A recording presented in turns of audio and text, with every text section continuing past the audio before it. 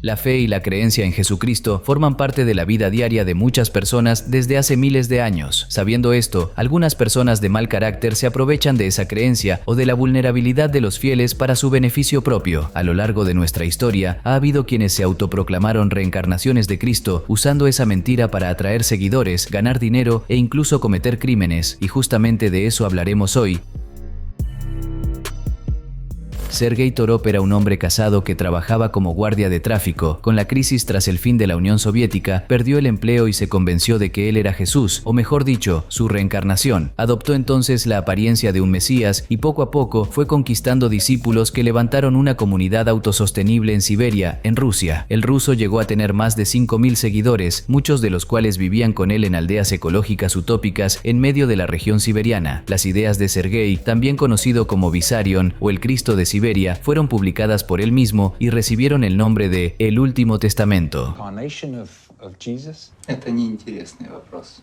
На него лучше не отвечать. Дерево находят по плодам, а не по названию. Sergei Torop, quien inició todo en 1992, fue arrestado en 2020 por las autoridades rusas. Según el diario británico The Guardian, la operación involucró helicópteros, policías armados y agentes del servicio de seguridad del país, quienes irrumpieron en la comunidad dirigida por Sergei Torop. Después de eso, detuvieron al falso Cristo y a 2 de sus ayudantes. Las autoridades rusas acusaron a Sergei Torop de instaurar ilegalmente una organización religiosa, alegando que el culto extorsionaba a los fieles y los sometía a abusos emocionales.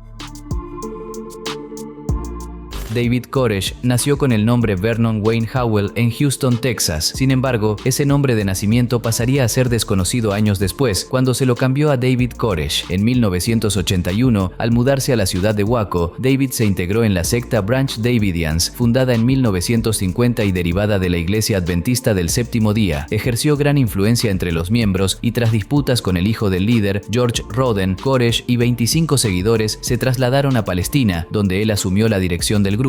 El lunático formó una guardia personal en la que los hombres, separados de sus esposas, debían proteger la secta y al líder. Las reglas creadas por David se imponían con rigor sobre los seguidores, aunque no se aplicaran a él. Además de consumir alcohol, prohibido al resto, predicaba el celibato, es decir, la renuncia a los placeres mundanos, pero él mismo dormía con alrededor de 15 mujeres, entre ellas algunas de apenas 11 y 12 años, según reveló el periódico The New York Times. La secta también tenía permitido el uso de armas, de modo que empezó a ser investigada por la Agencia de Control de Alcohol, Tabaco, Armas de Fuego y Explosivos de Estados Unidos, la ATF. En 1993, los agentes irrumpieron en la sede, pero 4 de ellos fueron asesinados, lo que llevó a una investigación más exhaustiva. Así, el caso pasó a manos del FBI, que rodeó el lugar e inició negociaciones para que los responsables se entregaran y entregaran las armas, que tenían varios tipos y calibres. Hubo 51 días de diálogo hasta que la fiscal general de Estados Unidos, Janet Reno, autorizó el asalto con tanques de guerra y gas lacrimógeno. En total murieron 80 personas, 23 de ellas menores de 17 años, en un episodio que la historia de Estados Unidos conoce como el Cerco de Waco.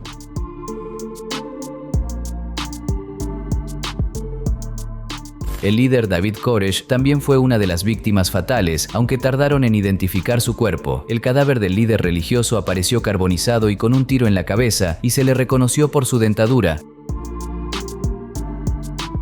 Jim Jones fue otro de esos falsos profetas que comenzaron su proyecto utópico en 1956 en el estado de Indiana, en Estados Unidos. Aun cuando realizaba supuestas curaciones milagrosas fraudulentas, Jones promovía ideales igualitarios como exigir vestimenta modesta a los fieles, repartir comida gratis e incluso suministrar carbón a las familias más pobres durante el invierno. Esto atrajo a muchos seguidores de orígenes raciales muy diversos. A mediados de los años 60, el Templo Popular se mudó a California, considerada más abierta a los ideales defendidos por el pastor. Con los años, el movimiento alcanzó popularidad suficiente para que Jones se codeara con líderes poderosos de la época y adquiriera notoriedad. Sin embargo, la secta también despertó sospechas y el interés de la prensa en Estados Unidos, que investigó denuncias de exmiembros acerca de un supuesto estilo mesiánico y dictatorial del pastor. La repercusión provocó que Jones buscara refugio en Guyana, donde en 1974 obtuvo el permiso de las autoridades locales para arrendar un terreno en medio de la selva y crear una comuna alejada encajada de miradas curiosas. Jonestown, como se llamó el asentamiento, contaba con una escuela, bungalows y un pabellón central, además de espacio para cultivar hortalizas. El pastor y cientos de seguidores se trasladaron allí hacia 1977. El único medio de contacto con el exterior era una radio de onda corta. Hubo testimonios de que Jones dirigía el lugar de manera dictatorial, con castigos severos y guardias armados para evitar fugas. En 1978, Jim empezó a inculcar en la mente de sus seguidores la idea de que los servicios de seguridad estadounidenses conspiraban contra ellos y que por ello debían cometer una especie de suicidio colectivo, lo cual efectivamente sucedió y se consideró uno de los mayores de la historia.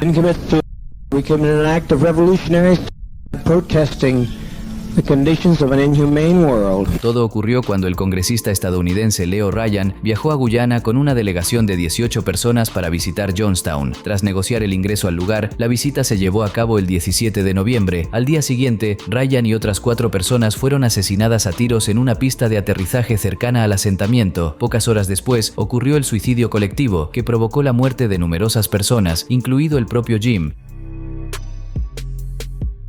Wayne Bent, conocido como Michael Traveser por sus seguidores, se hacía llamar un nuevo profeta y predecía el fin del mundo para el 31 de octubre de 2007. Gracias a sus discursos y a su don de persuasión, atrajo a muchos fieles, pero obviamente no acertó la fecha del fin del mundo, lo que generó dudas en algunos de sus seguidores. Sin embargo, eso fue solo el comienzo. Wayne también afirmaba a ciertas discípulas que Dios le ordenaba tocarlas sin ropa y por la gran devoción que le tenían, ellas obedecían. Según testimonios, Wayne mantenía además relaciones sexuales con algunas de ellas, alegando que se trataba de un mandato divino. Se emitió un documental sobre la secta y salieron a la luz los relatos de desnudez y abusos, de modo que la policía intervino. El 30 de diciembre de 2008, él fue condenado a 10 años de prisión por tocar los senos de una joven de 16 años, entre otros cargos.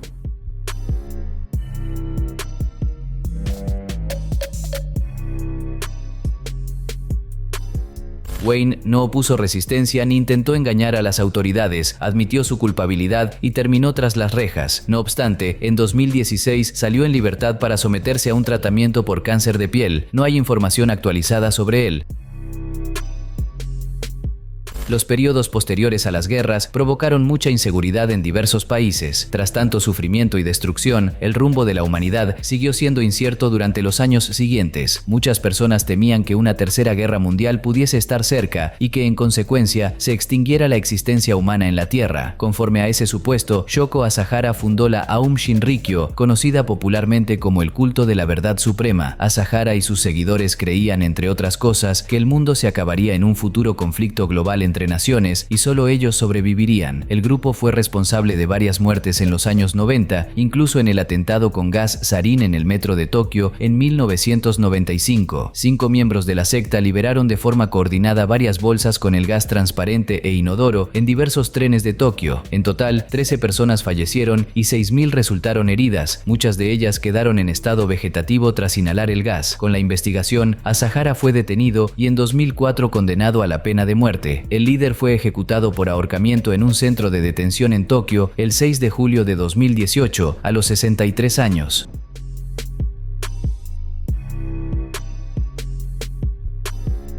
Tras ese episodio, la Aum Shinrikyo fue considerada una organización terrorista en Estados Unidos y en varios países. En 2000, la secta adoptó el nombre Aleph. Aunque descartan la influencia de Asahara, el grupo sigue bajo vigilancia constante de las autoridades locales y se le considera peligroso hasta el día de hoy.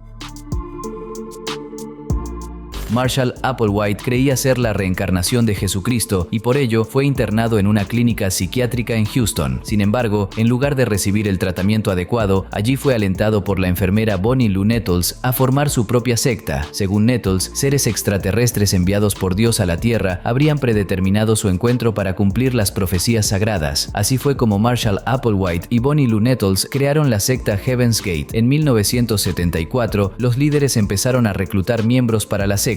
A los discípulos se les llamaba tripulantes y creían que la Tierra sufriría algún tipo de cambio y que la única forma de sobrevivir era dejar el planeta, pero para ello debían desprenderse de sus rasgos humanos. Por lo general, el grupo renunciaba a sus pertenencias materiales y vivía en comunidad, compartiendo todo, desde el dinero hasta las tareas del hogar. En el caso de los hombres, estaban obligados a renunciar al sexo como forma de liberarse de los deseos terrenales. Para ello se sometían a castraciones. Además, se imponían muchas normas muy estrictas. Finalmente, en 1975 1997 ocurrió el caso más impactante y, consecuentemente, el fin de la secta. En total, 39 miembros, con edades entre 26 y 72 años, fueron hallados muertos en una mansión de San Diego el 26 de marzo de 1997. Según la pericia, vestían camisas y pantalones negros y usaban zapatillas Nike nuevas. El grupo consumió fenobarbital mezclado con jugo de manzana y vodka, luego se acostó en sus camas y se colocó bolsas de plástico en la cabeza para provocar asfixia. Somos forçados a isso de forma alguma. Sabe, a escolha de fazer isso é nossa. Según las autoridades, el suicidio en masa se extendió por unos 3 días y junto a los cuerpos había también una referencia a Star Trek en un mensaje que aparentemente se reproducía en el momento en que partían a una misión. Se especula que lo hicieron siguiendo la orden de los líderes para salir del plano terrenal y viajar a otro planeta. El hecho está considerado como el mayor suicidio en masa de la historia de Estados Unidos. Alan John Miller es un maestro espiritual australiano que afirma ser la reencarnación de Jesús de Nazaret. Inició un movimiento espiritual llamado Verdad Divina en Queensland, Australia, en 2007. Su pareja, Mary Susan Luck, asegura ser la reencarnación de María Magdalena. Todo empezó en 1997, cuando Alan relata que recibió intensas experiencias y demostraciones divinas que le indicaron que él era Jesús y que debía progresar hacia Dios. En 2004, sin embargo, dice que esas señales se intensificaron aún más. Para entonces, Alan, que ya se proclamaba la reencarnación de Jesús, recorría varios lugares presentando sus enseñanzas ante enormes multitudes que se reunían para oír su palabra. Desde entonces, ha intentado reunir más seguidores y, aunque lo ha logrado, también hay quienes lo critican, sobre todo después de que Alan, ahora conocido como Jesús, abriera un sitio web llamado Verdad Divina, con cursos y una agenda de eventos y charlas. Y sí, cobra por ello. The reasons why divine love doesn't flow all the time to most people is because they're unwilling to have the awakening as to the perception of their true self. Alan enfrenta numerosas acusaciones de gente no solo en Australia sino en todo el mundo por hacerse pasar por Jesús y engañar a las personas vendiéndoles sus cursos y conferencias simplemente para llenarse los bolsillos. Según se dice, hasta se inició una investigación contra el supuesto profeta, aunque no hay mucha información al respecto.